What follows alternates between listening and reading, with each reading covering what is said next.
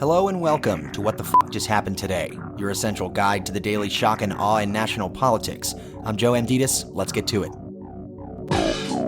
It's Thursday, January 4th, 2024. Welcome to day 1080.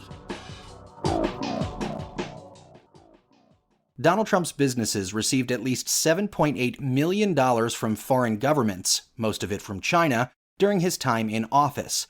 This according to a report by the House Oversight Committee.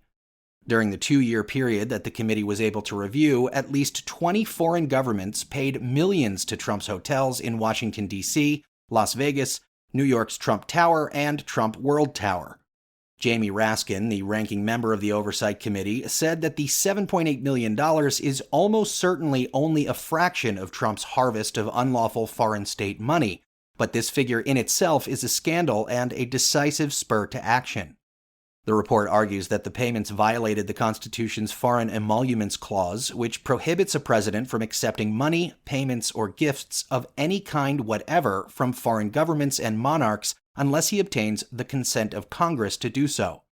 Trump never went to Congress to seek consent, and the evidence that Trump's businesses profited from foreign governments during his presidency is the same conduct that House Republicans have unsuccessfully used as the basis for their impeachment inquiry into Joe Biden. The Republicans' year-long investigation has yet failed to produce any evidence of anything approaching high crimes or misdemeanors. Moving on, the Justice Department sued the state of Texas over its new law that would allow police to arrest, jail, and prosecute migrants who illegally enter the United States. The state law makes it a misdemeanor to illegally cross the U.S. border and a second-degree felony for illegal re-entry, with punishments ranging from 180 days in jail to 20 years in prison. It also allows judges in Texas to issue de facto deportation orders. The DOJ argued that the Constitution assigned the federal government, not individual states, the authority to regulate immigration and manage international borders. The DOJ wrote in the lawsuit, Texas cannot run its own immigration system. Under the Supremacy Clause of the Constitution and long-standing Supreme Court precedent, states cannot adopt immigration laws that interfere with the framework enacted by Congress. Meanwhile, Florida's Surgeon General, citing widely debunked misinformation, called for a halt to using mRNA coronavirus vaccines. The Surgeon General has repeatedly falsely claimed that the vaccine is ineffective and can permanently contaminate human DNA. Federal health officials and other experts, meanwhile, have refuted each of his false claims.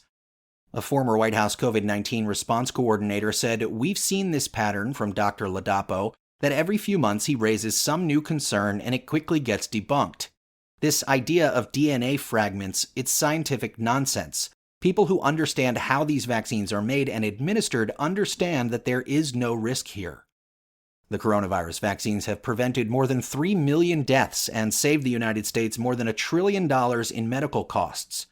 COVID hospitalizations, meanwhile, have been on the rise nationally, with nearly 30,000 Americans newly hospitalized the week of December 23rd. And finally, federal prosecutors accused Senator Bob Menendez from New Jersey of using his political influence to benefit Qatar and Egypt. The superseding indictment accuses Menendez of taking actions to benefit the government of Qatar in exchange for cash, gold bars, luxury watches, and Formula One tickets.